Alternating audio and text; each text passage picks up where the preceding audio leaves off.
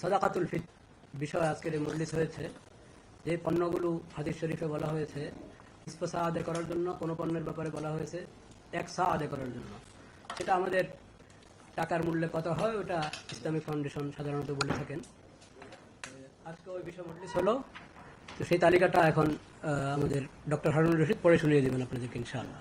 ওটার মধ্যে যে নোটটা দেওয়া আছে শেষে, ওই নোটটা হলো সবচেয়ে গুরুত্বপূর্ণ, যেটা ভালোভাবে জানা দরকার এবং প্রচার করা দরকার। 1447 হিজরি 2026 খ্রিস্টাব্দ সালে সাদাকাতুল ফিতর হার নির্ধারণ সংক্রান্ত সভার সিদ্ধান্ত।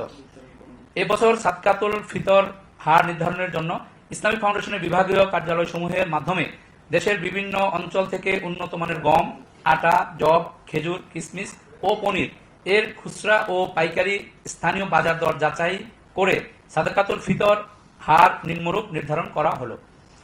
গম বা আটা দ্বারা সাদাকাতুল ফিতর আদায় করলে তা হবে অর্ধ সা বা 1 কেজি 650 গ্রাম।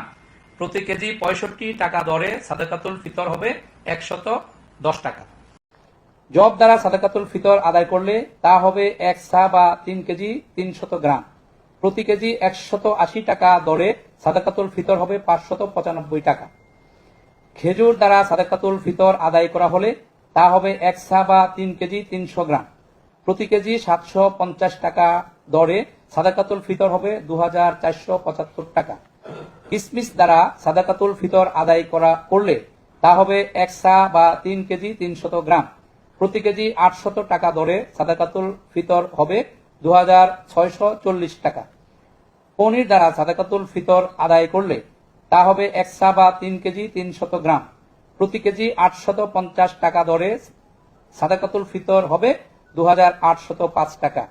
উল্লেখ্য, যে কথাটি আমাদের সভাপতি মহোদয় বলেছেন গুরুত্ব সহকারে, দেশের বিভিন্ন অঞ্চলে উপরোক্ত পণ্যসমূহের স্থানীয় বাজার মূল্যের তারতম্য রয়েছে। তদ অনুযায়ী স্থানীয় মূল্য হিসাব করে তা পরিশোধ করলেও সাদাকাতুল ফিতর আদায় হবে। মুফতি মোহাম্মদ আব্দুল মালেক, খতিব বাইতুল মোকাররম জাতীয় মসজিদ ও সভাপতি জাতীয় সাদাকাতুল ফিতর নির্ধারণ কমিটি। আপনাদের সবাইকে অসংখ্য ধন্যবাদ জানাচ্ছি। বহুত বহুত শুকরিয়া।